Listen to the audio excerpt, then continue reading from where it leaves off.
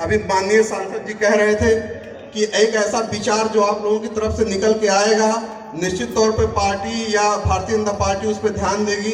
तो मेरा आपसे निवेदन है कि इस तरीके का संगठन बनवाइए जहां पे जाति से बड़ी इंसानियत हो और धर्म से बड़ी राष्ट्रीयता हो। इसी क्रम में मैं कहना चाहूंगा कि अंतरराष्ट्रीय स्तर पर भारत की महत्ता का अगर विवेचना किया जाए तो विगत के एक दशकों में हमने विश्व स्तरीय मंच पे एक सा सम्मान हासिल किया है और भारत एक ताकत के रूप में उभरा है। आज चाहे चीन हो, चाहे पाकिस्तान हो या कोई भी ऐसा देश जो अपने आप को शक्तिशाली समझता है, भारत से टक्कर देने की हिम्मत नहीं करता है। इसके पीछे सिर्फ हमारी सैन्य ताकत ही नहीं, हमारे प्रबुद्ध जनों का विचार भी बहुत मायने रखता है। और निश्चित तौर पर माननीय प्रधानमंत्री नरेंद्र मोदी जी ने इस क्षेत्र में एक अच्छा कार्य किया है और प्रबुद्ध लोगों को आगे लाने का स्थान दिया है कि आप समाज का नेतृत्व करता है। यदि आप आगे चलेंगे, जिस ओर जवानी चलती है उस ओर जमाना चलता है।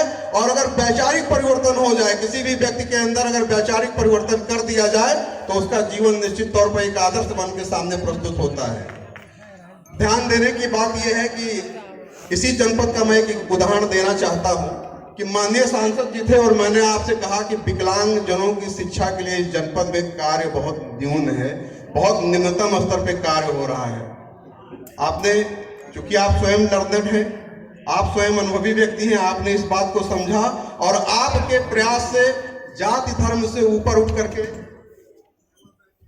हमारे बीच में भारत के भाजपा के वरिष्ठ नेता, हरियाणा का पूर्व मंत्री और इस समय member of parliament Shri Krishnapal Pawar, एक बार जोरदार तालियों से हमारे इनको राष्ट्रीय अध्यक्ष श्री जेपी नड्डा जी ने आपको, श्री रघुवर दास जी को 4 लोकसभा, गोरखपुर सबसे महत्वपूर्ण, सिद्धार्थनगर, महाराजगंज, कुशीनगर, ये 4 के क्लस्टर के आप प्रभारी हैं।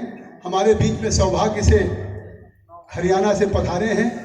आज इस प्रमुख सम्मेलन में अब हरियाणा और पंजाब तो बहुत आगे हैं, लेकिन आज आदरणीय कृष्णपाल पवार जी को एहसास होना चाहिए कि इस सिद्धार्थनगर जो गौतम बुद्ध की धरती है, आकांक्षा जनपद हो सकता है, लेकिन आज ये नरेंद्र मोदी जी के नेतृत्व में न केवल एक आत्मनिर्भर भारत बन रहा है, बल्कि एक सिद्धार्थनगर ये बुद्धिजीवी की धरती है जहां से बुद्ध का संदेश पूरी दुनिया में गया है।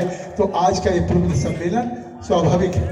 जफर जी, आपने बहुत सेवा कर ली, अब उसको बंद करें। मंच पे आसीन हमारे बीच में आदरणीय इस जनपद के प्रभारी श्री रामजीवन मौर्य जी, एक बार इनके लिए भी जोरदार तालियां। हमारे कपिल वस्तु के विधायक श्याम धनी राही जी, इनका भी एक बार आप अभिनंदन करें।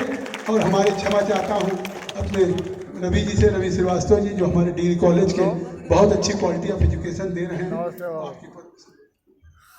मंच पे आसीन सभी अतिथियों का पुनः हार्दिक स्वागत, अभिनंदन और वंदन करके अपनी बात प्रारंभ कर रहा हूं कि जहां तक प्रबुद्ध वर्ग सम्मेलन की बात है, हमारे बीच में डिग्री कॉलेज एसोसिएशन के अध्यक्ष मुमताज अहमद जी, हमारे संगठन के महामंत्री डॉक्टर एसपी श्रीवास्तव जी और मंत्री वेद प्रकाश पांडे जी मौजूद हैं।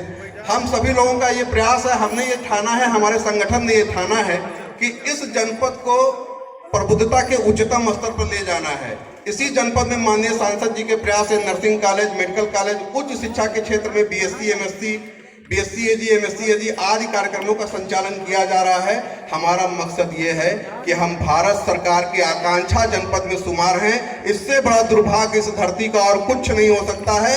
जो धरती गौतम बुद्ध के शिक्षा का अत्यंत महत्वपूर्ण केंद्र था, आज वो भारत सरकार के आकांक्षा जनपद में शुमार है। इससे बड़ी पीड़ा सामान्य सांसद जी मेरे हृदय की ओर कुछ नहीं हो सकती है।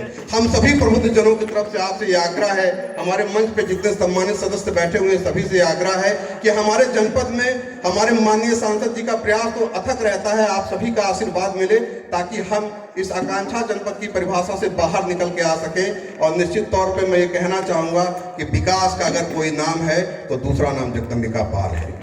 आप सभी का सहयोग मिले तो निश्चित तौर पर जिस तरह मेडिकल कॉलेज का विकास हुआ, विश्वविद्यालय का विकास हुआ, केंद्रीय विद्यालय का विकास हुआ और रेलवे का संचालन हो रहा है कि हमारे बच्चे यहाँ से बाहर जाकर के दिल्ली और कोटा, नैनीताल इलाहाबाद, बनारस जाकर के पढ़ सके और इस जनपद का नाम रोशन कर सके। अंत में सिर्फ इतना ही कहना चाहूँगा कि हमारा लक्ष्य एक होना चाहिए। सिर्फ एक बात पे ध्यान देना है कि इंसानियत से बड़ी कोई जात नहीं है और राष्ट्रीयता से बड़ा कोई धर्म नहीं है। जय हिंद, जय भारत।